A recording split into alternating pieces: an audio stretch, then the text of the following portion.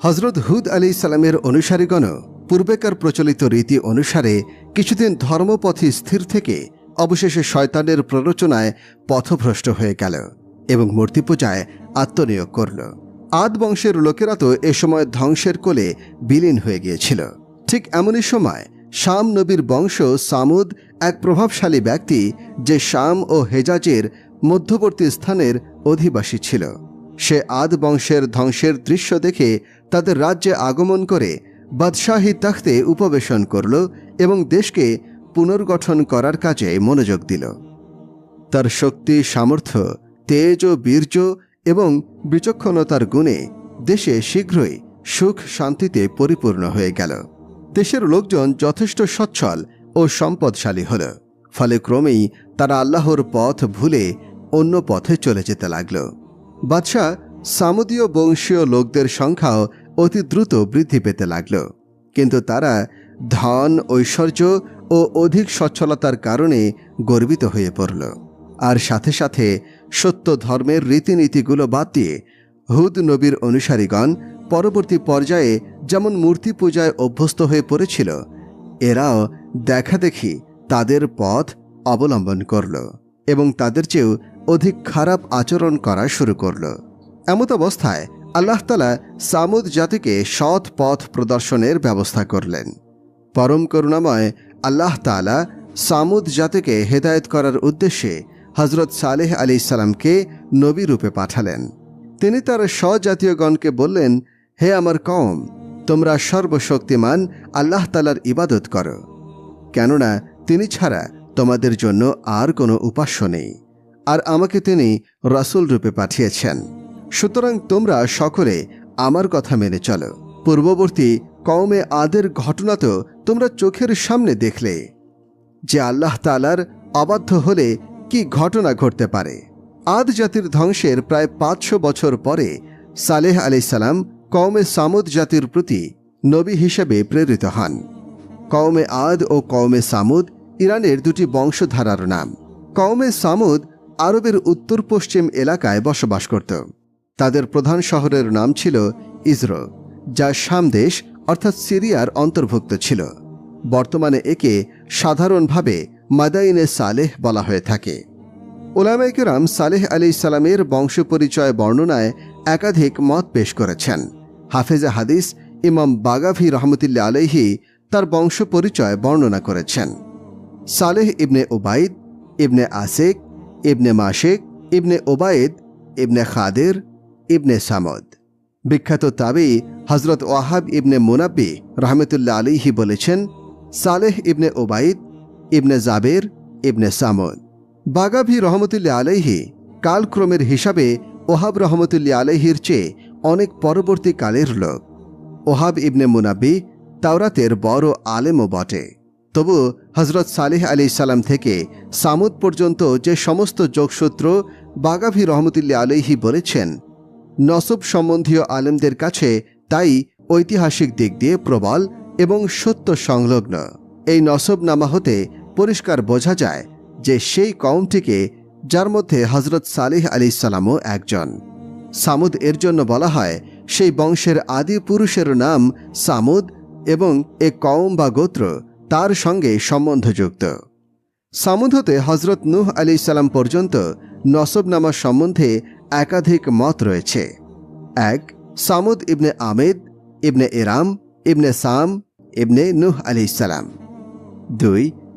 সামুদ ইবনে আদ, ইবনে আওস, ইবনে এরাম, ইবনে সাম, ইবনে নূহ আলাইহিস সালাম। সৈয়দ মাহমুদ আলুসি রহমতুল্লাহ আলাইহি তার তাফসিরে বলেন, ইমাম সালামি দ্বিতীয় মতটিকে প্রবল বলে মনে করেন। যা হোক, দুটো রাওয়াতের ভিত্তিতে প্রমাণিত হয় যে সামুদ সম্প্রদায়ও শামের বংশধরগণের একটি শাখা, এবং নিশ্চিত করেই বলা যায় এরাই সেই সমস্ত লোক যারা প্রথম আদ সম্প্রদায়ের বিধ্বস্ত হওয়ার কালে হজরত হুদ আলাইহিস সালামের সঙ্গে রক্ষা পেয়েছিল, এবং এই বংশই দ্বিতীয় আদ নামে পরিচিত। আর নিঃসন্দেহে এই কওমই আরবে বায়দা বা বিধ্বস্ত আরব বংশ এর অন্তর্গত। সামুদ একটি ইতিহাস প্রসিদ্ধ জাতি। তাদের পূর্বপুরুষ সামুদ এর নামানুসারে এই জাতের নামকরণ করা হয়েছে। সামুদের এক ভাই ছিল হুদায়স। তারা উভয়ে আবির ইবনে ইরাম ইবনে সাম ইবনে নূহ আলাইহিস সালামের পুত্র। এরা ছিল আরবে আবিরা, অর্থাৎ আদি আরব সম্প্রদায়ের লোক। ইজাজ ও তাবুকের মধ্যবর্তী হিজর নামক স্থানে তারা বসবাস করত। তাবুক যুদ্ধে যাওয়ার সময় রাসূল সাল্লাল্লাহু আলাইহি ওয়াসাল্লাম এই পথ দিয়ে অতিক্রম করেছিলেন। এর বর্ণনায় পরে আসছে। আদ জাতির পর সামুদ জাতির অভ্যুদয় ঘটে। তাদের মতো এরাও মূর্তি পূজা করত। এদের মধ্য থেকে আল্লাহ তাআলা তার এক বান্দা সালেহ আলাইহিস সালামকে রাসূল রূপে প্রেরণ করেন। তার বংশতালিকা হচ্ছে সালেহ ইবনে আমদ ইবনে মাসিহ ইবনে ওবায়দা ইবনে হাজির ইবনে সামুদ ইবনে আমির ইবনে ইরাম ইবনে সাম ইবনে নূহ আলাইহিস সালাম। তিনি তাদেরকে এক আল্লাহর ইবাদত করতে, তার সঙ্গে কাউকে শরিক না করতে এবং মূর্তি পূজা ও শিরক বর্জনের নির্দেশ দেন। ফলে কিছু সংখ্যক লোক তার প্রতি ঈমান আনে, কিন্তু অধিকাংশ লোকই কুফরিতে লিপ্ত থাকে এবং কথায় কাজে তাকে কষ্ট দেয়। এমনকি এক পর্যায়ে তাকে হত্যা করতেও উদ্যত হয়। তারা নবীর সেই উটনীকে হত্যা করে ফেলে, যা আল্লাহ তাআলা নবুয়তের প্রমাণস্বরূপ প্রেরণ করেছিলেন। কওমে সামুদ কোথায় বাস করত এবং ভূপৃষ্ঠের কোন অংশে ছড়িয়ে পড়েছিল এই সম্পর্কে মীমাংসিত কথা হল, তাদের বসতিগুলো হিজর নামক স্থানে অবস্থিত ছিল। হেজাজ ও সিরিয়ার মধ্যবর্তী স্থলে ওয়াদিউল কোরা পর্যন্ত যে প্রান্তরটি দেখা যায়, এই সমুদায় তাদের বাসস্থান ছিল। বর্তমানে ফজনুন নাকাহ নামে প্রসিদ্ধ। কওমে সামুদের বসতিসমূহ ধ্বংসাবশেষ এবং এর চিহ্নসমূহ আজও দৃষ্টিগোচর হচ্ছে। একালেও কোনো কোনো মিশরীয় তত্ত্বজ্ঞানীরা স্বচক্ষে তা দর্শন করেছেন। তাদের বর্ণনা মতে তারা এমন একটি বাড়িতে প্রবেশ করেছিলেন যাকে শাহী হাবিলি অর্থাৎ রাজপ্রাসাদ বলা হতো। তাতে বহু কামরা রয়েছে। প্রাসাদের সঙ্গে একটি বিরাট হাউস রয়েছে। গোটা বাড়িটি পাহাড় কেটে নির্মিত। আরবের বিখ্যাত ঐতিহাসিক মাসুদি লিখেছেন, যারা সিরিয়া থেকে হেজাজে আগমন করেন, রাস্তায় কওমে সামুদে বিধ্বস্ত বসতিসমূহের ধ্বংসাবশেষ এখনও দৃষ্টিগোচর হয়। হিজরের এই স্থানটি, যা হিজরে সামুদ বলে পরিচিত, মাদায়েন শহর থেকে দক্ষিণ পূর্ব দিকে এমনভাবে অবস্থিত আকাবা উপসাগর তার সম্মুখে পড়ে। আদ সম্প্রদায়কে যেমন আদে এরাম বলা হয়েছে, এমনকি কুরআনুল কারিমে এরাম শব্দটিকে তাদের স্বতন্ত্র বিশেষণ বানিয়ে দিয়েছে। তেমনি আদ ইরামের ধ্বংসের পরবর্তী সম্প্রদায়কে সামুদেদ এরাম বা দ্বিতীয় আদ বলা হচ্ছে। প্রাচ্যবিদগণ পাশ্চাত্যের যে সমস্ত জ্ঞানী যারা প্রাচ্যের জ্ঞান বিজ্ঞান ও ইতিহাস সম্বন্ধে গবেষণা করে থাকেন, আরব সম্বন্ধে যেমন নিজেদের ঐতিহাসিক জ্ঞানের গভীরতা ও বিচক্ষণতার পরিচয় দিতে গিয়ে তত্ত্বজ্ঞানের নামে ভুল বিশ্লেষণ পরিবেশনে অভ্যস্ত, তদ্রূপ তারা সামুদ সম্প্রদায়কেও নিজেদের অনুশীলনের স্লেট বানিয়েছে। তাদের প্রশ্ন হল, সামুদের মূল কি এবং কোথায়, তাদের আবির্ভাব কখন এবং কোন যুগে হয়েছে? এই প্রশ্নের উত্তরে তারা দুই দলে বিভক্ত হয়েছে। একদল বলে এরা ইহুদিদের একটি সম্প্রদায় ছিল যারা ফিলিস্তিনে প্রবেশ করেনি। ঐতিহাসিকরা একথায় একমত। সামুদ সম্প্রদায়ের লোকেরা জনবসতি থেকে বের হয়ে যাওয়ার আগেই ধ্বংস হয়ে গেছে। তাদের সমূলে ধ্বংস করে দেওয়া হয়েছিল।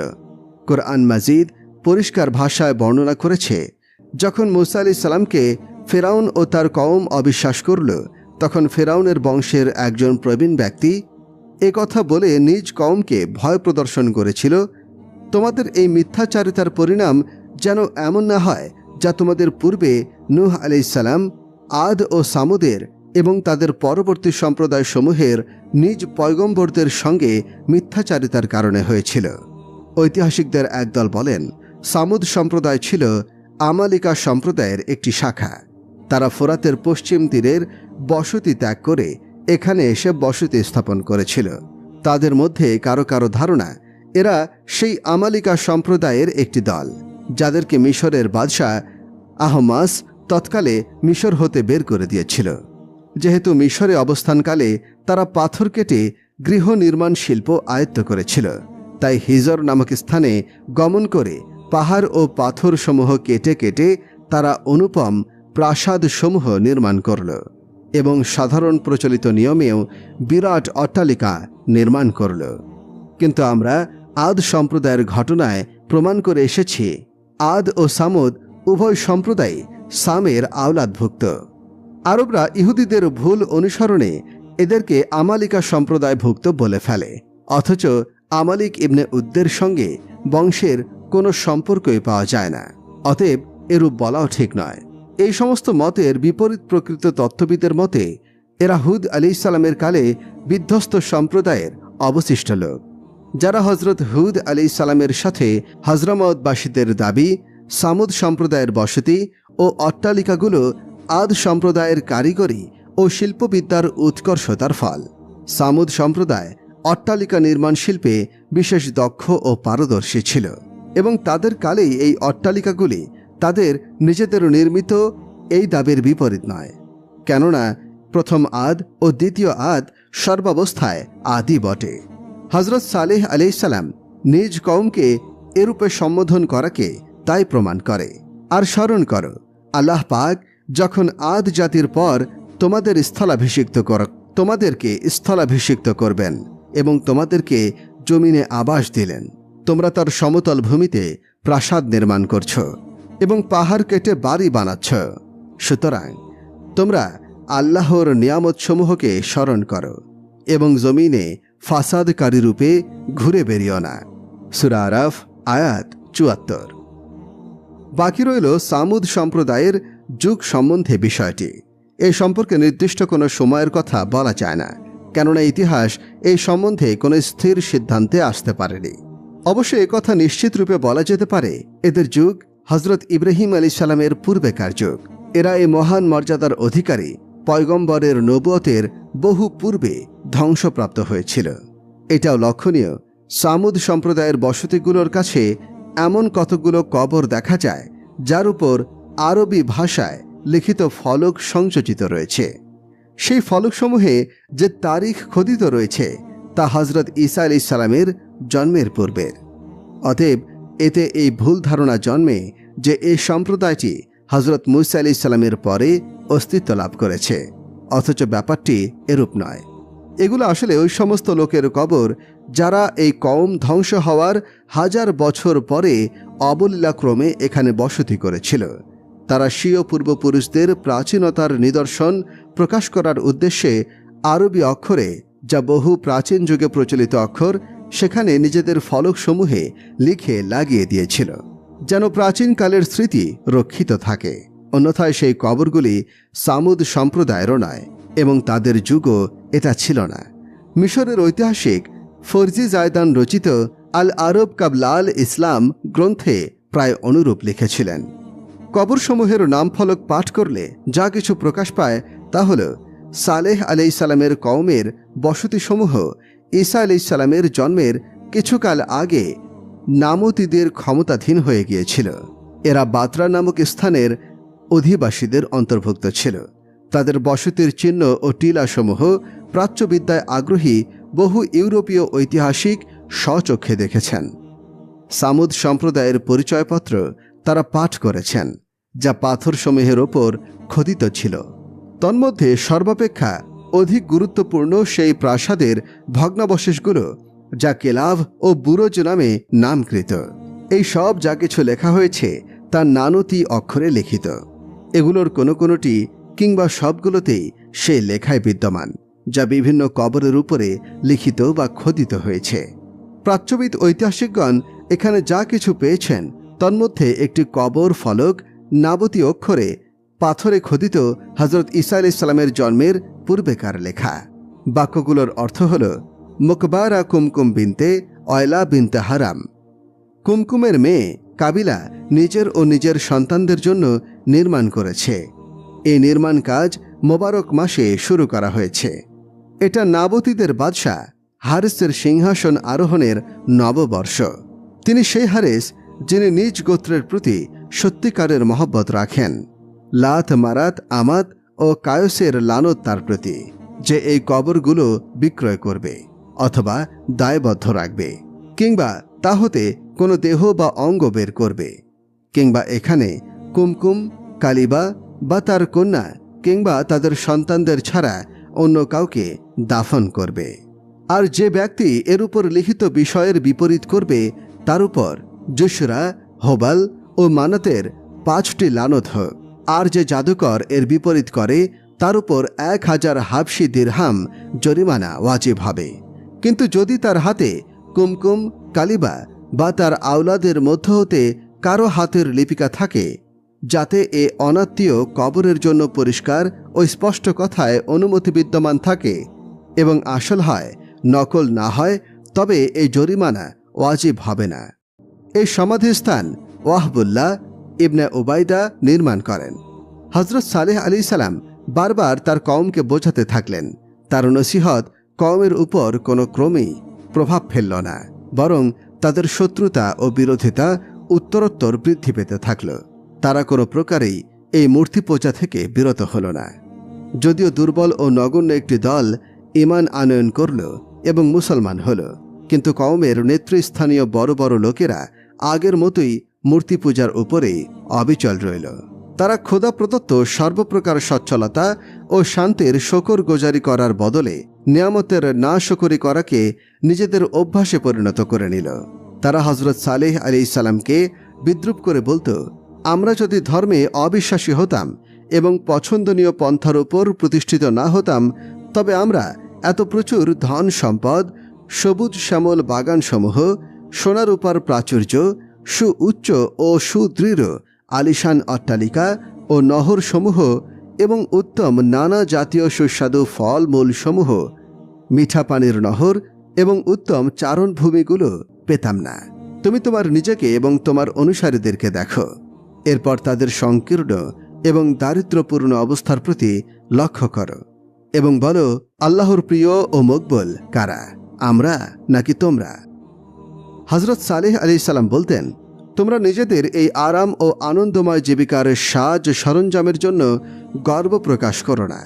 আল্লাহ পাকের সত্য রাসূল এবং তার সত্য ধর্মের সঙ্গে বিদ্রূপ করো না। যদি তোমাদের গর্ব, অহংকার ও বিরোধিতার অবস্থা এরূপই থাকে, তবে এক নিমেষে এর সব কিছু বিলীন হয়ে যাবে। এরপর তোমরাও থাকবে না এবং তোমাদের এই সমস্ত সাজ সরঞ্জামও থাকবে না। নিঃসন্দেহে এ সমস্তই আল্লাহ পাকের নেয়ামত। যে ব্যক্তি এই সমস্ত নেয়ামত পেয়েও আল্লাহর শকর আদায় করে না, তার ইবাদত করে না, নিঃসন্দেহে এগুলোই তার জন্য আযাব ও লানতের কারণ হয়ে যায়, যদি এ নিয়ামত প্রাপ্তিতে গর্ব ও অহংকার করা হয়। সুতরাং এরূপ মনে করা নিতান্তই ভুল। প্রত্যেক আনন্দময় জীবিকার সরঞ্জাম আল্লাহ পাকের খুশি থাকার ফল। কওমে সামুদ এই ভাবনায় পেরেশান ছিল, এটা কিভাবে সম্ভব? আমাদের মধ্যকার একজন লোক আল্লাহ তাআলার পয়গম্বর হবেন, সে আল্লাহর আহকাম শোনাতে আরম্ভ করবেন। তারা অত্যন্ত বিস্ময়ের সাথে বলতো, আমরা বিদ্যমান থাকতে কি এই লোকটির উপর আল্লাহর উপদেশ গ্রন্থ নাজিল হয়? অর্থাৎ মানুষকে যদি নবী করা হতো তবে এর যোগ্য ছিলাম আমরা, সালেহ নয়। আবার কোনো কোনো সময় নিজেদের কওমের দুর্বল লোকদের, যারা তখন মুসলমান হয়েছিল, তাদেরকে লক্ষ্য করে বলতো, সত্যি কি তোমরা বিশ্বাস করো নিঃসন্দেহে সালেহ তার রবের প্রেরিত রাসূল? আর মুসলমানগণ উত্তর করত, নিঃসন্দেহে আমরা তার আনিত পয়গামের উপর বিশ্বাস রাখি। সূরা আরাফ আয়াত ৭৫।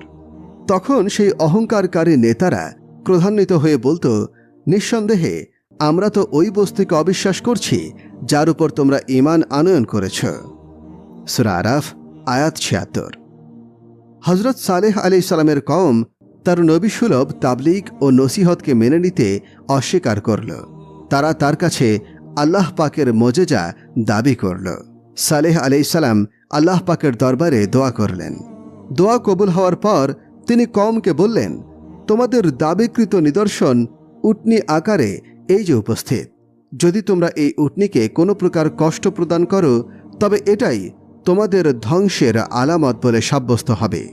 আল্লাহ তাআলা তোমাদের ও উটনিটির মধ্যে কূপের পানির জন্য পালা নির্ধারণ করে দিয়েছেন, একদিন তোমাদের, একদিন উটনির, এর ব্যতিক্রম যেন না হয়। কোরআন মাজিদে এটিকে আল্লাহর উটনি বলা হয়েছে, যেন তাদের স্মরণে থাকে। এমনিতে তো সমস্ত মাখলুকই আল্লাহ তাআলার অধীন, কিন্তু সামুদ সম্প্রদায় যেহেতু এটিকে আল্লাহ পাকের একটি নিদর্শন স্বরূপ দাবি করেছিল, তাই এর বর্তমান বৈশিষ্ট্য ও মর্যাদা একে নাকাতুল্লাহ নামে ভূষিত করল। কোরআন মাজিদ থেকে এই প্রসঙ্গে শুধু দুটি বিষয় প্রমাণিত হয়। প্রথমত, সামুদ সম্প্রদায় হজরত সালেহ আলাইসাল্লামের কাছে নিদর্শন বা মোজেজা চাইছিল। হজরত সালেহ আলাইসাল্লাম তাদেরকে মোজেজা পেশ করলেন। দ্বিতীয়ত, হজরত সালেহ আলাইসাল্লাম কওমকে বলে দিয়েছিলেন তারা যেন উটনীটির কোনো ক্ষতি না করে, আর তাদের ও উটনীর পানি পানের পালা নির্ধারণ করে দেন, একদিন উটনীর, একদিন কওমের। যদি তারা উটনীটির কোনো ক্ষতি করে তবে তাই হবে কওমের ধ্বংসের সূচনা ও নিদর্শন। কিন্তু তারা উটনীটিকে হত্যা করল, আর আল্লাহর আযাব দ্বারা নিজেরাও ধ্বংস হল। এই ঘটনা সম্পর্কে এর চেয়ে অতিরিক্ত যা কিছু রয়েছে তার ভিত্তিতে হয়তো ওই সমস্ত হাদিসের উপর যা খবরে ওয়াহেদ অর্থাৎ রেওয়ায়তের ধাপসমূহের কোনো একটি ধাপে মাত্র একজন রাবী কর্তৃক রেওয়ায়তকৃত হাদিসসমূহের পর্যায়ভুক্ত, বা বাইবেল ও প্রাচীন ইতিহাসের রেওয়ায়তগুলোর উপর যতটুকু বিবরণ খবরে ওয়াহিদগুলো থেকে পাওয়া যায়, মুহাদ্দিসিনের মতে তার কোনো কোনোটি সহি, কোনো কোনোটি দুর্বল হাদিস। এই কারণে হাফেজ ইমাম উদ্দিন ইবনে কাসির সূরা আরাফের তাফসিরে নাকতুল্লাহ অস্তিত্বপ্রাপ্ত হওয়া সম্বন্ধীয় রেওয়ায়তকে সনদ রেওয়ায়ত করার নিয়ম অনুযায়ী উদ্ধৃত করেননি, বরং একটি ঐতিহাসিক ঘটনারূপে লিপিবদ্ধ করেছেন। ঘটনাটির বিস্তারিত বিবরণ হল, হজরত সালেহ আলাইহিসসালাম যখন ইসলামের দাওয়াত দিতে থাকেন তখন নেতৃস্থানীয়রা কওমের লোকদের সামনে হজরত সালেহ আলাইহিসসালামের কাছে দাবি করল, হে সালেহ, তুমি যদি বাস্তবিকই আল্লাহর প্রেরিত রাসূল হবে তাহলে কোনো নিদর্শন দেখাও যাতে আমরা তোমার সত্যতা বিশ্বাস করি। হজরত সালেহ আলাইহিসসালাম বললেন, এমন যেন না হয় নিদর্শন আসার পরেও অবিশ্বাসের ওপরেই হঠকারিতা এবং অবাধ্যচারণ করতে থাকো। কওমের নেতারা দৃঢ়তার সঙ্গে ওয়াদা করল, নিদর্শন আসলে আমরা তৎক্ষণাৎ ঈমান আনব। হজরত সালেহ আলাইহিসসালাম তাদের জিজ্ঞাসা করলেন, তোমরা কি নিদর্শন চাও? তারা দাবি করল, সামনের এই পাহাড় থেকে একটি উটনী বের করো, যা গর্ভবতী হবে এবং এক্ষুনি বাচ্চা প্রসব করবে। হজরত সালেহ আলাইহিসসালাম আল্লাহ পাকের দরবারে দোয়া করলেন। তৎক্ষণাৎ পাহাড় থেকে সবার সামনে একটি গর্ভবতী উটনী প্রকাশিত হল এবং সঙ্গে সঙ্গে বাচ্চা প্রসব করল। এ দেখে নেতৃবৃন্দের মধ্য হতে জেন্দেহ ইবনে আমর তখনই ইসলাম গ্রহণ করেন। অন্যান্য নেতারাও তার অনুসরণে ইসলাম গ্রহণের ইচ্ছা করেন। তখন মূর্তি পূজারী অন্য সর্দাররা তাদের বিরত রাখে। এরূপে তারা অন্যদেরও ইসলাম গ্রহণ করতে নিষেধ করে।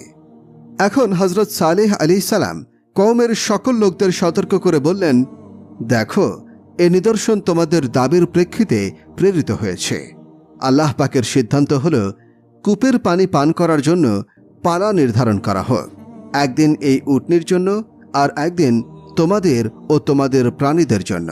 কিন্তু সাবধান, উটনী যেন কোনো কষ্ট না পায়।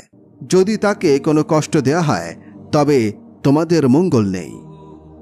কওম যদিও এ বিষয় দেখেও ঈমান আনল না, কিন্তু মনে মনে একে মোজেজা বলেই স্বীকার করেছিল, তাই একে কষ্ট প্রদান হতে বিরত রইল। অনন্তর এ প্রথায় চালু রইল। পানি পান করার পালা একদিন উটনীর থাকত, আর সমুদয় কওমের লোকেরা এর দুগ্ধ দ্বারা উপকৃত হতো। অন্যদিকে কওমের পালা হতো। এই উটনী ও এর বাচ্চা নির্বিঘ্নে চারণভূমিতে চড়ে বেড়াত এবং তৃপ্তি লাভ করত। কিন্তু ক্রমে ক্রমে এটাও তাদের অন্তরে বাঁধতে লাগল। তাদের মধ্যে পরামর্শ হতে লাগল, উটনীটিকে খতম করে দেওয়া হোক, তাহলেই এই পালার ব্যাপারটির অবসান ঘটবে এবং আমরা ঝামেলা মুক্ত হব। কেননা আমাদের পশুগুলোর জন্য এবং আমাদের নিজেদের জন্য এই শর্তটি অসহনীয়। এরূপ কথাবার্তা চলছিল ঠিকই, কিন্তু কেউই উটনীটিকে হত্যা করতে সাহস পাচ্ছিল না। যে লোকটি উটনী হত্যার দায়িত্ব গ্রহণ করে, কিদার ইবনে সালিহ ইবনে জান্দা, সে ছিল সম্প্রদায়ের অন্যতম নেতা। সে ছিল গৌরবর্ণ, নীল চোখ ও পিঙ্গল চুল বিশিষ্ট। কথিত আছে যে কিদার ছিল সালেফের জারজ সন্তান। সাইবান নামক এক ব্যক্তির ঔরসে তার জন্ম হয়। ইবনে জারির এবং প্রমুখ মুফাসসির লিখেছেন, তাদের একজনের নাম ছিল সাদুকা। সে মাহুয়া ইবনে জুহাইর ইবনে মুক্তারের কন্যা। মহিলার ছিল প্রচুর ধন সম্পদ এবং বংশীয় গৌরবের অধিকারী ছিল সে। তার স্বামী ইসলাম গ্রহণ করে, ফলে স্ত্রী তাকে ত্যাগ করে এবং নিজের চাচাতো ভাই মিসরা ইবনে মেহরাজ ইবনে মাহিয়াকে বলল, যদি তুমি উটনীটিকে হত্যা করতে পারো আমি তোমাকে বিবাহ করব। অপর মহিলার নাম উনাইজা বিনতে গুনাইব ইবনে ইজরাজ। তাকে উম্মে উসমান নামে ডাকা হতো। মহিলা ছিল বৃদ্ধা ও কাফের।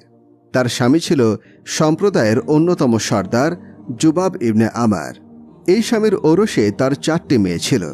মহিলাটি কিদারকে লিখে প্রস্তাব দিল, সে যদি উটনীটিকে হত্যা করতে পারে তবে তার এই 4 কন্যার মধ্যে যাকে ইচ্ছে সে বিয়ে করতে পারবে। তখন এই 2 যুবক কিদার ও মিসরা উটনী হত্যার দায়িত্ব গ্রহণ করল। স্থির হল তারা পথে ওত পেতে বসে থাকবে। উটনীটি চারণভূমির দিকে গমনকালে উভয়ে আক্রমণ করবে, অন্যরা তাদের সাহায্য করবে। পুরো কাজটা তারা চক্রান্ত মোতাবেক করল। ষড়যন্ত্র করে উটনীটিকে হত্যা করে ফেলল। এরপর পরস্পর শপথ করল, রাত হলে আমরা সবাই মিলে সালেহ ও তার পরিবারের সকলকেও হত্যা করে ফেলব। এরপর তার স্বজন ও বন্ধুদের শপথ প্রকাশ করে বিশ্বাস করাবো এটা আমাদের কাজ না। উটনীটির বাচ্চাটি মায়ের হত্যাকাণ্ড দেখে পালিয়ে পাহাড়ে আরোহণ করল এবং চিৎকার করতে করতে অদৃশ্য হয়ে গেল। হজরত সালেহ আলাইহিসসালাম সংবাদ পেয়ে আফসোসের সঙ্গে কওমকে সম্বোধন করে বললেন, পরিশেষে তাই হলো যা আমি আশঙ্কা করেছিলাম। এখন তোমরা আল্লাহ তাআলার আযাবের অপেক্ষা করতে থাকো, যা 3 দিন পরে তোমাদের নিপাত করে দেবে। এরপর বিদ্যুতের চমক ও বজ্রধ্বনির আযাব এসে এক রাতেই সবাইকে ধ্বংস করে দিল এবং ভবিষ্যৎ প্রজন্মের জন্য ঐতিহাসিক দৃষ্টান্তমূলক শাস্তির সবক দিয়ে গেল। এই ঘটনার সঙ্গে ইবনে কাসির রহমতুল্লাহ আলাইহি কয়েকটা ঘটনা উল্লেখ করেছেন। যেমন তাবুক যুদ্ধের সময় হুজুর আকরাম সাল্লাল্লাহু আলাইহি ওয়াসাল্লাম যখন হিজর নামক স্থানে পৌঁছলেন, তখন সাহাবায়ে কেরাম কওমে সামুদের কূপ থেকে পানি নিয়ে তাদের আটা গুলে রুটি তৈরি করতে লাগলেন।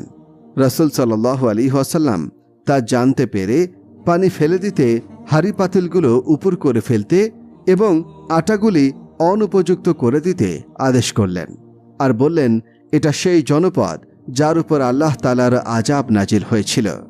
এখানে অবস্থানও করো না, এখানকার কোনো বস্তুও কাজে লাগিও না।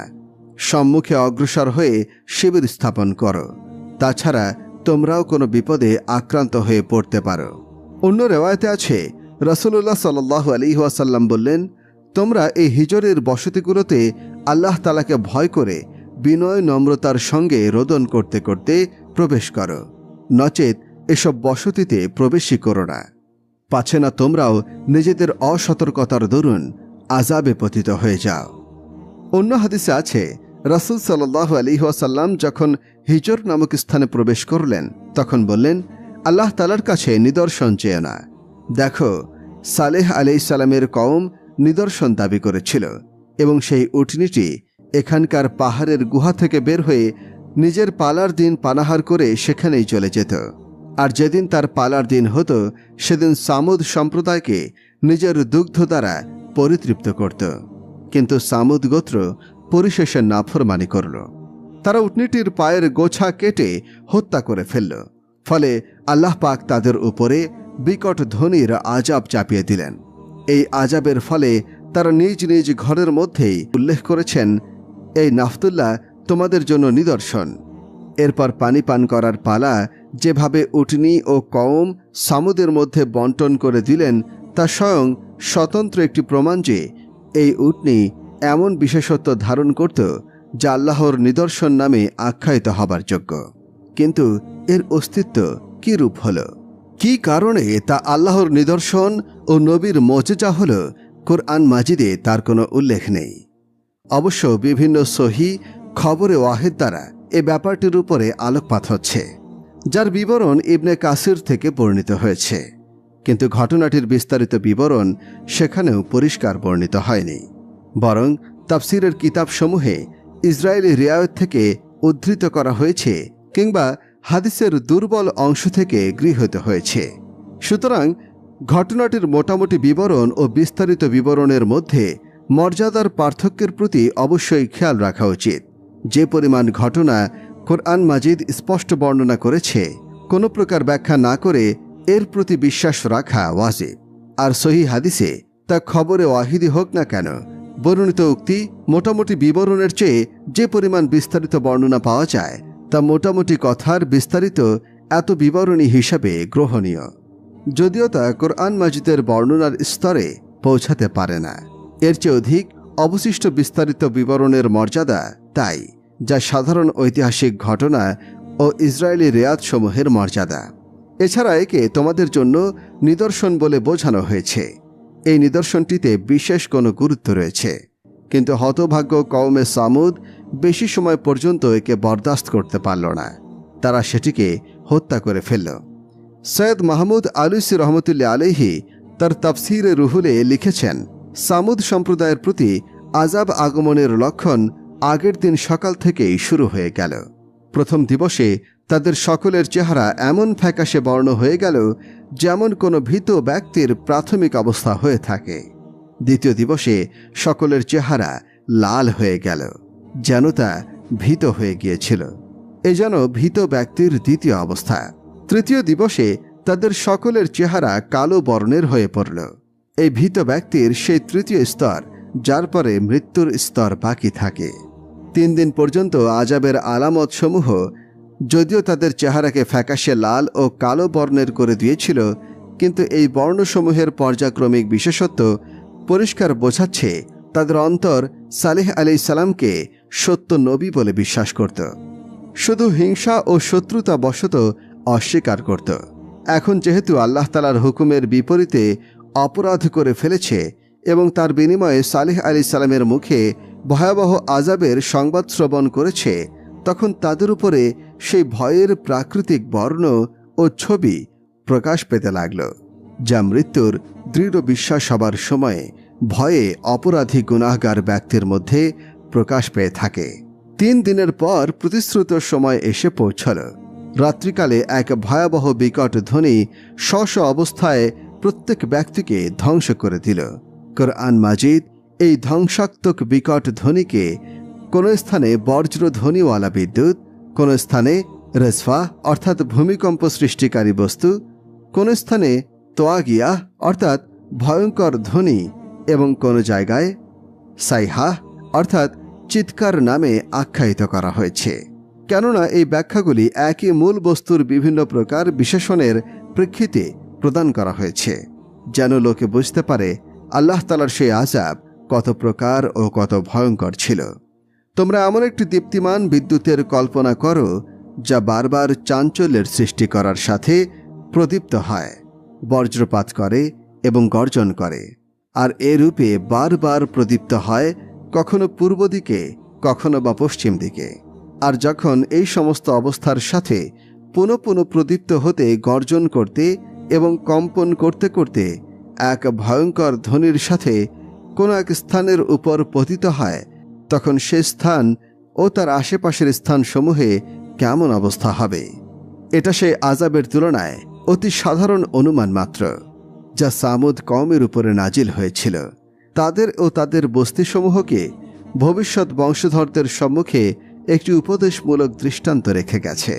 একদিকে কওমে সামুদের উপরে এই আযাব নাজিল হল, আর অপরদিকে সালেহ আলাইহিস সালাম ও তার অনুসারী মুসলমানদের আল্লাহ তাআলা নিজের হেফাজতে গ্রহণ করলেন এবং তাদেরকে এই আযাব থেকে সুরক্ষিত রাখলেন।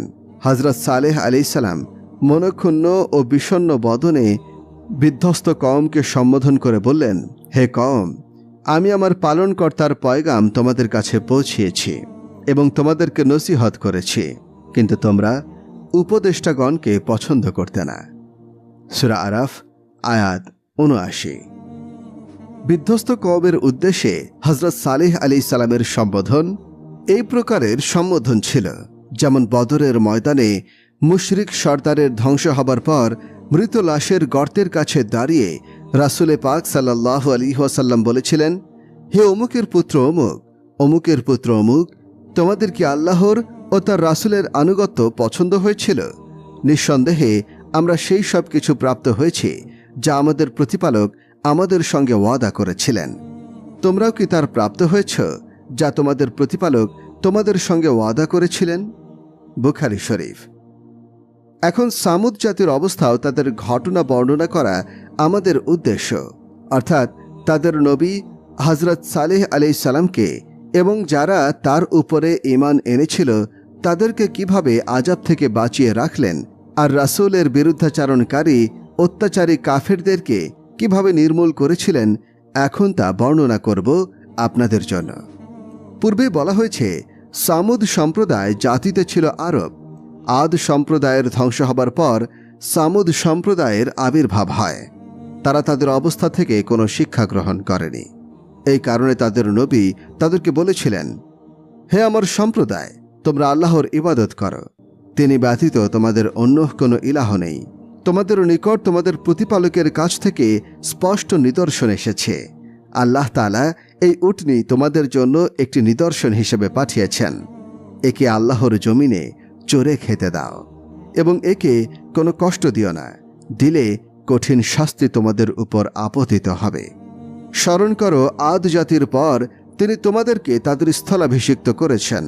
তিনি তোমাদেরকে পৃথিবীতে এমনভাবে প্রতিষ্ঠিত করেছেন, তোমরা সমতল ভূমিতে প্রাসাদ ও পাহাড় কেটে বাসগৃহ নির্মাণ করেছ। সুতরাং আল্লাহ তাআলার অনুগ্রহ স্মরণ করো এবং পৃথিবীতে বিপর্যয় ঘটিও না। সূরা আরাফ আয়াত ৭৩ থেকে ৭৪। অর্থাৎ আদ জাতিকে ধ্বংস করে তোমাদেরকে তাদের স্থলাভিষিক্ত করার উদ্দেশ্য হল তাদের ঘটনা থেকে তোমরা উপদেশ গ্রহণ করবে এবং তারা যেসব অন্যায় আচরণ করত তোমরা তা করবে না। এজন্যই তোমাদের আয়ত্তাধীন করে দেওয়া হয়েছে। তাই এই সমতল ভূমিতে তোমরা অট্টালিকা নির্মাণ করছ আর পাহাড় কেটে সুনিপুণভাবে তাতে ঘরবাড়ি তৈরি করছ। অতএব এর অনিবার্য দাবি হিসেবে এসব নিয়ামতের শুকর আদায় করো, সৎকর্মে তৎপর থাকো, একনিষ্ঠভাবে এক আল্লাহ তাআলার বন্দেগী করো যার কোনো শরিক নেই। তার নাফরমানি ও দাসত্ব থেকে ফিরে যাওয়ার ব্যাপারে সাবধান থাকো, কেননা এর পরিণতি খুবই জঘন্য। হযরত সালেহ আলাইহিস সালাম তার কওমকে বললেন, তোমাদেরকে কি এই জগতে ভোগবিলাসের মধ্যে নিরাপদে রেখে দেওয়া হবে? উদ্যানসমূহের মধ্যে ও ঝর্ণাসমূহের মধ্যে, শস্যক্ষেত্রের মধ্যে ও মঞ্জুরিত খেজুর বাগানের মধ্যে? সূরা শুআরা আয়াত ১৪৬ থেকে ১৪৮। হে আমার সম্প্রদায়, তোমরা আল্লাহর দাসত্ব কবুল করো, তিনি ব্যতীত তোমাদের আর কোনো ইলাহ নেই। তিনি তোমাদেরকে জমিন থেকে সৃষ্টি করেছেন এবং তার মধ্যে বসবাস করার সুবিধা দিয়েছেন। সুতরাং আল্লাহ তোমাদেরকে সৃষ্টি করেছেন এবং জমিন থেকে উদ্ভাবন করেছেন, অতঃপর তোমাদেরকে জমিনে আবাদকারী বানিয়েছেন। অর্থাৎ পৃথিবীর যাবতীয় শস্য ও ফল ফলাদি তোমাদেরকে প্রদান করেছেন। এভাবে তিনি তোমাদের সৃষ্টিকারী ও রিজিক দাতা। সুতরাং ইবাদত পাওয়ার হকদার একমাত্র তিনি, অন্য কেউ নয়। অতএব তার নিকট ক্ষমা প্রার্থনা করো ও তওবা করো, অর্থাৎ তোমাদের বর্তমান কর্মনীতি পরিহার করে তার ইবাদতের দিকে ধাবিত হও। তোমাদের ইবাদত ইস্তেগফার কবুল করবেন তিনি এবং তোমাদেরকে ক্ষমা করে দেবেন। হযরত সালেহ আলাইহিস সালাম বললেন, আমার প্রতিপালক নিকটে আছেন, তিনি তওবা কবুল করবেন, এতে কোনো সন্দেহ নেই। তারা বলল, হে সালেহ, ইতপূর্বে তোমার উপর আমাদের বড় আশা ছিল, অর্থাৎ তোমার এই জাতীয় কথাবার্তা বলার পূর্বে আমাদের আশা ছিল তুমি একজন প্রজ্ঞাবান লোক হবে, কিন্তু আমাদের সে আশা ভুলণ্ঠিত হল। এখন তুমি আমাদেরকে এক আল্লাহর ইবাদত করতে, আমরা যে দেবতাদের পূজা করছি সেগুলো বর্জন করতে এবং বাপ দাদার ধর্ম ত্যাগ করতে বলছ। আমাদের বাপ দাদারা যাদের পূজা করত, তুমি কি আমাদেরকে তাদের পূজা করতে নিষেধ করছো? তুমি আমাদেরকে যা আহ্বান জানাচ্ছ তাতে আমরা বিভ্রান্তিকর সন্দেহ পোষণ করছি। সালেহ আলাইহিস সালাম বললেন, হে আমার সম্প্রদায়, তোমরা কি ভেবে দেখেছ, আমি যদি আমার প্রতিপালকের প্রেরিত স্পষ্ট প্রমাণসহ প্রতিষ্ঠিত হয়ে থাকি আর তিনি যদি আমাকে তার নিজের অনুগ্রহ দান করে থাকেন, তারপর আমি যদি তার অবাধ্যতা করি, তবে তার শাস্তি থেকে আমাকে কে রক্ষা করবে? তোমরা তো কেবল আমার ক্ষতি বাড়িয়ে দিচ্ছ। সূরা হুদ আয়াত ৬২ থেকে ৬৩। এ হচ্ছে হযরত সালিহ আলাইহিস সালামের কোমল ভাষা ব্যবহার ও সৌজন্যমূলক আচরণের মাধ্যমে তাদেরকে কল্যাণের পথে আহ্বান। অর্থাৎ তোমাদের কি ধারণা, যদি আমি তোমাদেরকে যেদিকে আহ্বান জানাচ্ছি তা প্রকৃতপক্ষে সত্য হয়ে থাকে, তবে আল্লাহর নিকট তোমাদের কি ওজর থাকবে এবং তখন তোমাদেরকে কিসে মুক্তি দেবে, অথচ তোমরা আমাকে আল্লাহর দিকে দাওয়াতের কাজ পরিহার করতে বলছ। আর তা কোনো ক্রমে আমার পক্ষে সম্ভব নয়, কেননা এটি আমার অপরিহার্য কর্তব্য। আমি যদি তা ত্যাগ করি তবে তার পাকড়াও থেকে না তোমরা আমাকে বাঁচাতে পারবে, না অন্য কেউ, না কেউ আমাকে সাহায্য করতে সক্ষম হবে। সুতরাং তোমাদের ও আমার মধ্যে আল্লাহর ফয়সালা আসার পূর্ব পর্যন্ত আমি এক আল্লাহর দিকে আহ্বান করতে থাকব। সালেহ আলাইহিস সালামকে তার সম্প্রদায়ের লোকেরা বলল, তুমি তো একজন জাদুগ্রস্ত লোক, অর্থাৎ তোমার উপরে জাদুর প্রভাব পড়েছে। তাই সকল দেবতাকে বাদ দিয়ে এক আল্লাহর ইবাদত করার জন্য তুমি যে আমাদের আহ্বান জানাচ্ছ, তাতে কি বলছো তা তুমি নিজেই বুঝতে পারছো না। মুফাসসিরগণ উল্লেখ করেন, সামুদ সম্প্রদায়ের লোকেরা একবার এক স্থানে সমবেত হয়। ওই সমাবেশে আল্লাহর নবী হযরত সালিহ আলাইহিস সালাম আগমন করেন। তিনি তাদেরকে আল্লাহর দিকে আহ্বান জানান, উপদেশ দান করেন, ভীতি প্রদর্শন করেন, নসিহত করেন এবং তা থেকে সৎ কাজের নির্দেশ দেন। উপস্থিত লোকজন তাকে বলল, ওই যে একটা পাথর দেখা যায়, ওর মধ্য থেকে যদি অমুক অমুক গুণ সম্পন্ন একটি দীর্ঘাকায় 10 মাসের গর্ভবতী উটনি বেরিয়ে আসে তবে দেখাও। সালেহ আলাইহিস সালাম বললেন, তোমাদের বর্ণিত গুণ সম্পন্ন উটনি যদি আমি বের করে দিই, তাহলে কি তোমরা আমার আনিত দিন ও আমার নবুয়তের প্রতি বিশ্বাস স্থাপন করবে? তারা সবাই বলল, হ্যাঁ, বিশ্বাস করব। তখন তিনি এ কথার উপরে তাদেরকে অঙ্গীকার ও প্রতিজ্ঞা গ্রহণ করেন। এরপর সালেহ আলাইহিস সালাম নামাজ আদায়ের জন্য দাঁড়িয়ে যান এবং নামাজ শেষে আল্লাহর নিকট তাদের আবদার পূরণের জন্য দোয়া করেন। আল্লাহ তাআলা পাথরকে ফেটে গিয়ে অনুরূপ গুণ সম্পন্ন একটি উটনি বের করে দেওয়ার নির্দেশ দেন। যখন তারা স্বচক্ষে উটনিটি দেখতে পেল, তখন তারা সত্যি সত্যি এক বিস্ময়কর বিষয়, ভীতিপ্রদ দৃশ্য, সুস্পষ্ট ও চূড়ান্ত প্রমাণ প্রত্যক্ষ করল। এই দৃশ্য দেখার পর উপস্থিত বহু লোক ঈমান আনল বটে, কিন্তু অধিকাংশ লোকই তাদের কুফরি, গোমরাহি ও বিরোধিতার উপরে অটল থাকল। এজন্যই কোরআনে বলা হয়েছে, তারা তার সাথে জুলুম করল, অর্থাৎ তাদের অধিকাংশই মানতে অস্বীকার করল এবং সত্যকে গ্রহণ করল না। যারা ঈমান এনেছিল তাদের প্রধান ছিল জান্দা ইবনে মুহাল্লাদ ইবনে লাবিদ ইবনে জুয়াস। সে ছিল সামুদ সম্প্রদায়ের অন্যতম নেতা। সম্প্রদায়ের অবশিষ্ট শীর্ষস্থানীয় ব্যক্তিবর্গ ইসলাম গ্রহণে উদ্যত হয়, কিন্তু 3 ব্যক্তি তাদেরকে তা থেকে বিরত রাখে। তারা হল জাওয়াব ইবনে ওমর ইবনে লাবিদ, খাব্বাব এবং রাবার ইবনে সামাদ ইবনে সালমাস।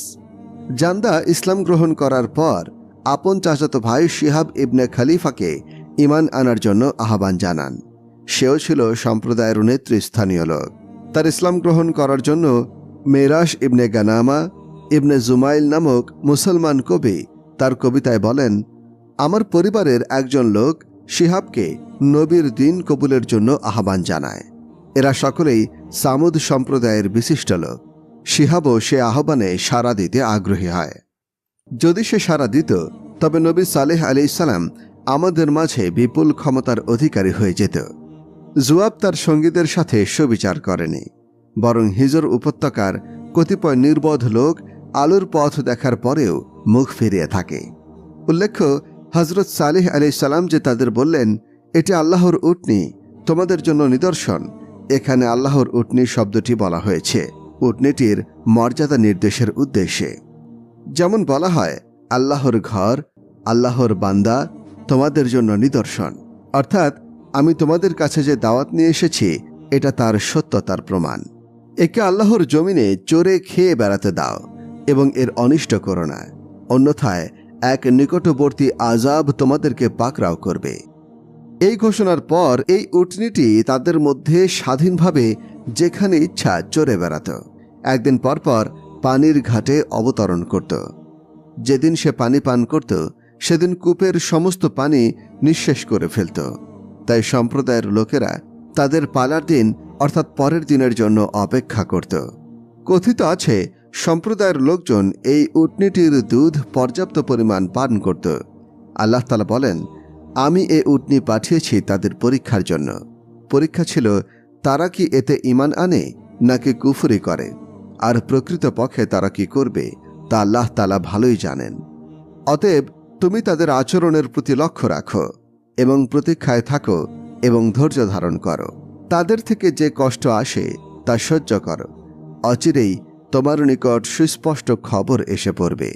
সুতরাং কোরআনের অন্যত্র ইরশাদ হচ্ছে, এবং তাদের জানিয়ে দাও তাদের মধ্যে পানি বন্টন নির্ধারিত এবং পানির অংশের জন্য প্রত্যেকে উপস্থিত হবে পালাক্রমে।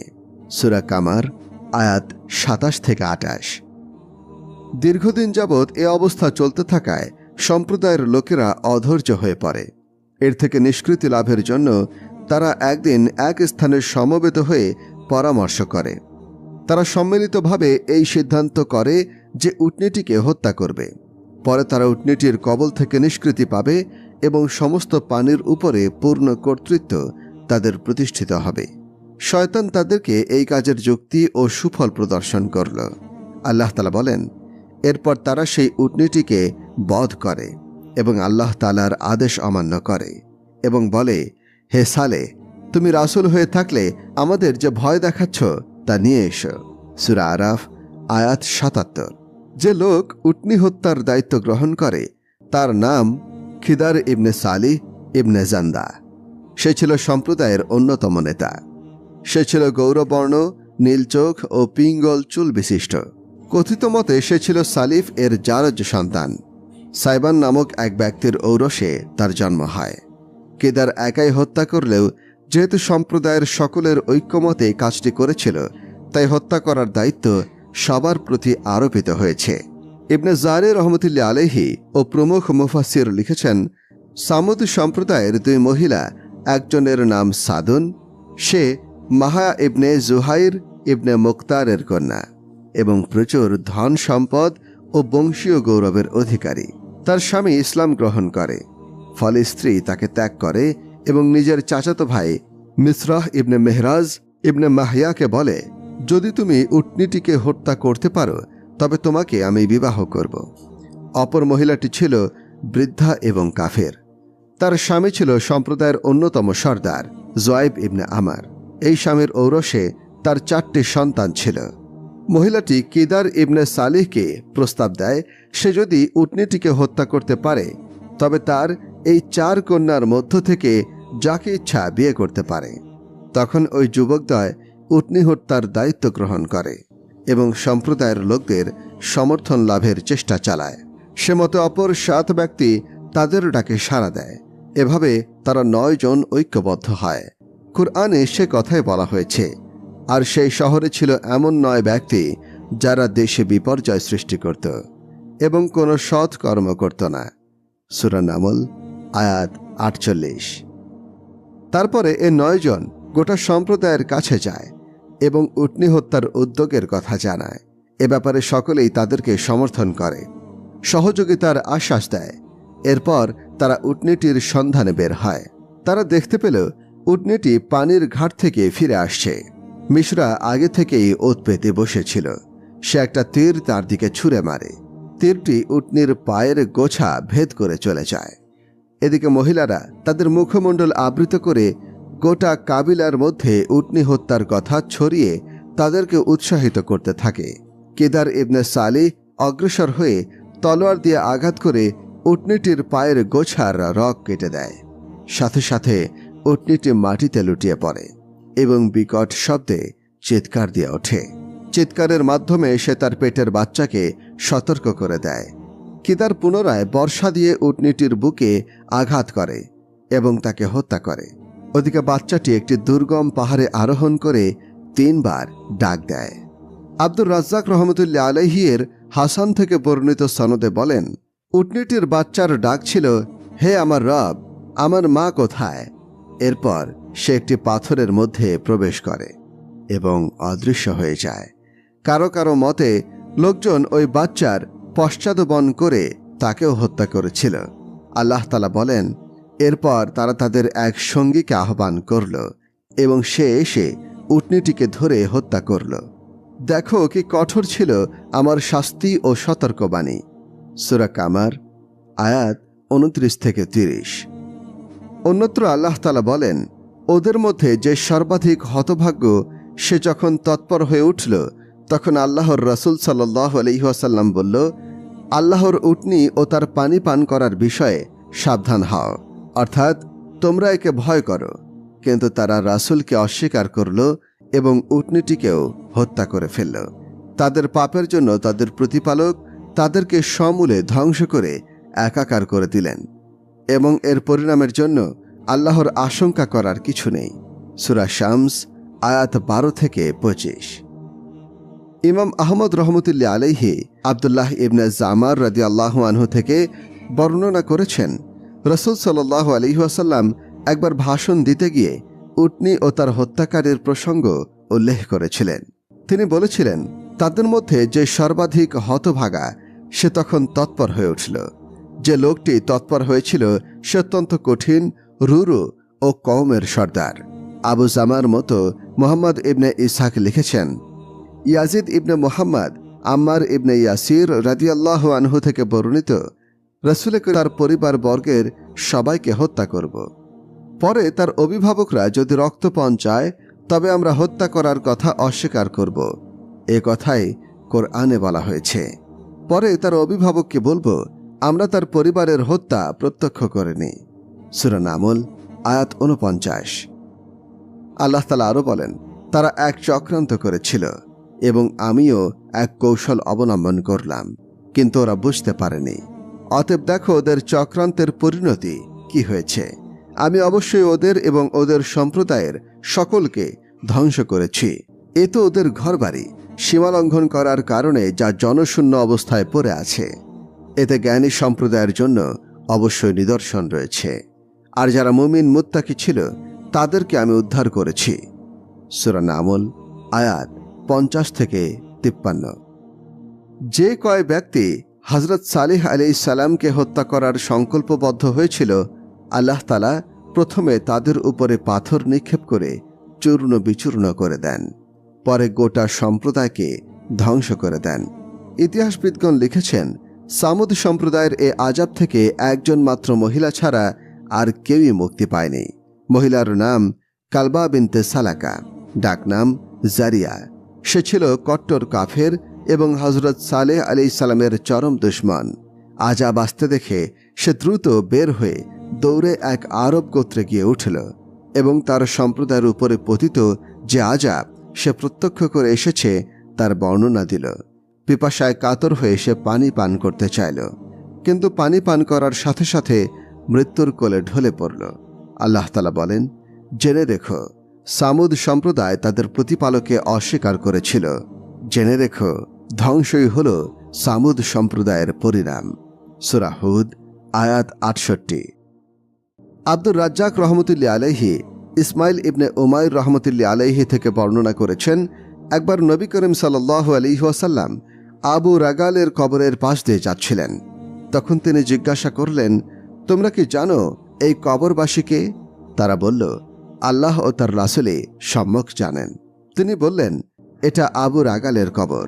সে সামুদ সম্প্রদায়ের লোক, হারাম শরীফে অবস্থান করছিল। আল্লাহ পাক হারাম শরীফকে আযাব পতিত হওয়া থেকে মুক্ত রেখেছেন। আবু রাগাল যখন হারামের সীমানা থেকে বের হল, সেই আযাব তাকে ধ্বংস করে দেয়, যে আযাব তার সম্প্রদায়কে ধ্বংস করেছিল। তারপর এখানে তাকে দাফন করা হয় এবং তার সাথে স্বর্ণ নির্মিত একটি ডালও দাফন করা হয়। এ কথা শুনে কাফেলার সবাই বাহন থেকে নেমে এসে তরবারি দ্বারা কবর খুঁড়ে স্বর্ণের ডাল বের করে নিয়ে আসে।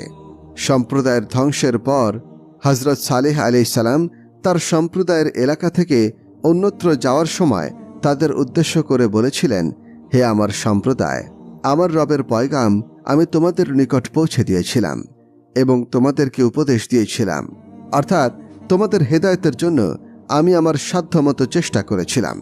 কথা, কাজ ও সদিচ্ছা দিয়ে তা একান্তভাবে কামনা করেছিলাম, কিন্তু হিতাকাঙ্ক্ষীদেরকে তোমরা পছন্দ করো না, অর্থাৎ সত্য তোমরা কবুল করনি আর কবুল না করতে প্রস্তুত ছিলে, এই কারণেই আজ তোমরা চিরস্থায়ী আযাবের মধ্যে পড়ে রয়েছ। এখন আমার কিছুই করার নেই। তোমাদের থেকে আযাব দূর করার কোনো শক্তি আমার আদৌ নেই। আল্লাহর বাণী পৌঁছে দেওয়া ও উপদেশ দেওয়ার দায়িত্বই আমার উপর ন্যস্ত ছিল। সে দায়িত্ব আমি পালন করেছি, কিন্তু কার্যত সেটাই হয় যেটা আল্লাহ তাআলা চান। কথিত আছে হযরত সালেহ আলাইহিস সালাম এই ঘটনার পর হারাম শরীফে চলে যান এবং ইন্তেকাল পর্যন্ত সেখানেই অবস্থান করেন। একটা ঐতিহাসিক প্রশ্ন, সামুদ সম্প্রদায় যখন ধ্বংসপ্রাপ্ত হল তখন হযরত সালেহ আলাইহিস সালাম ও তার অনুগামী ঈমানদার লোকেরা কোথায় বসতি স্থাপন করলেন? এ প্রশ্নের উত্তর নিশ্চিত ও নির্দিষ্ট রূপে প্রদান করা অসম্ভব। প্রবল ধারণা হল তারা কওমের ধ্বংসপ্রাপ্তির পর ফিলিস্তিন অঞ্চলে এসে বসতি স্থাপন করেন, কেননা হিজরের নিকটবর্তী এই স্থানটি এরূপ ছিল যা সবুজ, সতেজ এবং গৃহপালিত পশুদের দানা পানের জন্য উত্তম ছিল। আর ফিলিস্তিন অঞ্চলে এই স্থানটি সম্ভবত রামেলা হবে কিংবা অন্য কোনো স্থান। তাফসীরকারগণ এই প্রশ্নের জবাবে কয়েকটি মত পোষণ করেন। 1. তারা ফিলিস্তিনের রামলা নামক স্থানের নিকটে বসতি স্থাপন করেন। তাফসিরে খাজেনে এরূপই উল্লেখ আছে। 2. হাজরা মাউতে বসবাস করেন।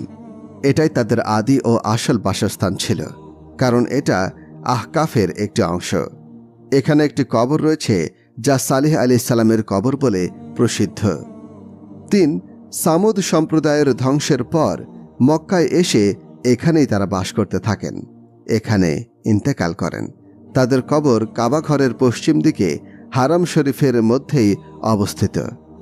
সৈয়দ মাহমুদ আলুসি রহমতুল্লাহ আলাইহি তার তাফসিরে রুহুলে উদ্ধৃত করেছেন, হযরত সালেহ আলাইহিস সালামের উপর ঈমান আনয়নকারী মুসলমানগণ যারা তার সাথে আযাব হতে রক্ষিত ছিলেন তাদের সংখ্যা 120 জন ছিল, আর ধ্বংসপ্রাপ্তর সংখ্যা ছিল প্রায় 1500 পরিবার। তৎকালীন আযাব বিধ্বস্ত এলাকাগুলোকে আল্লাহ তাআলা ভবিষ্যৎ মানবজাতির জন্য শিক্ষাস্থল হিসেবে সংরক্ষিত রেখেছেন আজও, যাতে তারা উপদেশ গ্রহণ করতে পারে এবং নিজেদেরকে আল্লাহ তাআলার অবাধ্যতা হতে বিরত রাখে।